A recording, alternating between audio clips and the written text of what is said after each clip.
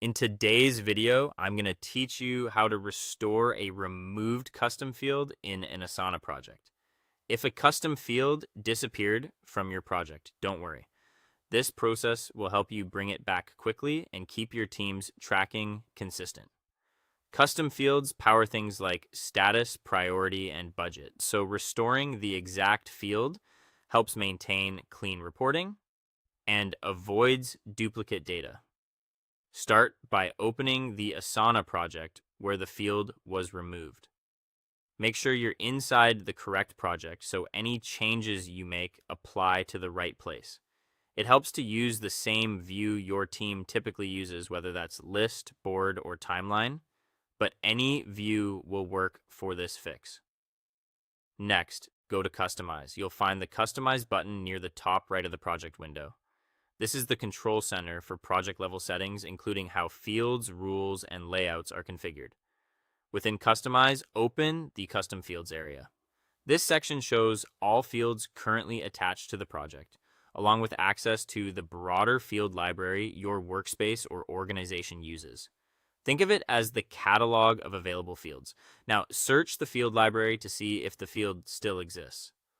Use the same exact name you remember and pay attention to field type and formatting. For example, a drop-down field with preset options works differently from a number or text field.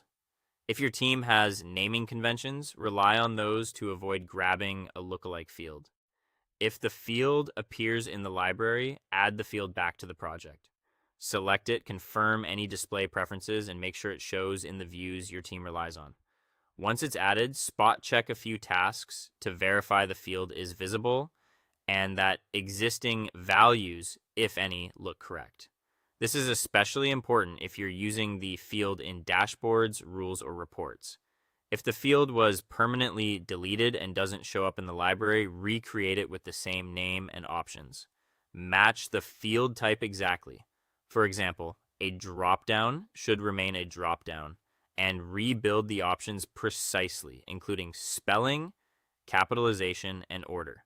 Consistency here ensures historical reports and future filters behave as expected. If your team uses color coding for drop-down choices, replicate those colors too so visual cues stay familiar. After restoring or recreating the field, communicate the update to your team so everyone knows the field is back and ready to use. A brief note in the project's description or a comment on a central task can prevent confusion and keep work moving smoothly.